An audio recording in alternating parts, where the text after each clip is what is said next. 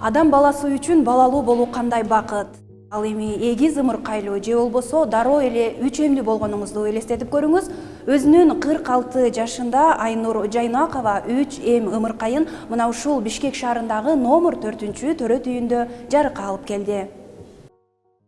9 ноябрда саат 11 чамасында пландык негизде операция менен көз жарган Айнур учурда абалы жакшы экенин айтты. Мен аты жөнүм болсо Жайнакова Айнур, Каракол шаарынан келдим.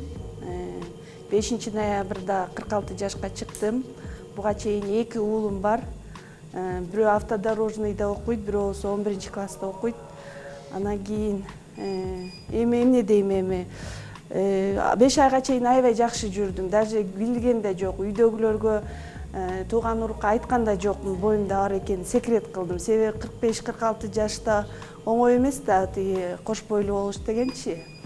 Анан 8 жума болгондо барып УЗИге түшсөм, эгиз деп айтты. А мен буга чейин эле Кудайдан тилеп келип эле тиги эгиз балалуу болсом экен ушу деп Кудайдан аябай тилеп самачумун да.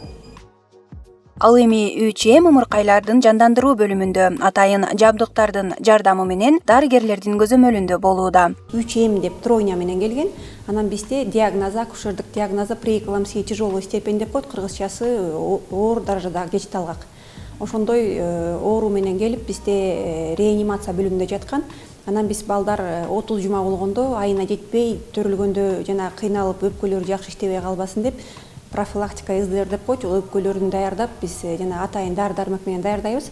Ошол даярдап керектүү бардык дары-дармектерин бергенден кийин биз 9 ноябрь күнү операция жасаганбыз. Операциясы кесар жаруу операциясы менен болгон. 3 бала төрөлгөн. Балдары төрөлгөндө салмактары 1 кг 700, 1 кг 200, 1 кг 400. 30 жумадагы балдар бул салмактары дагы ошол өзүнүн айына туура келет, бирок 30 жума болгон үчүн жана балдар реанимация бөлүмүнө которулган.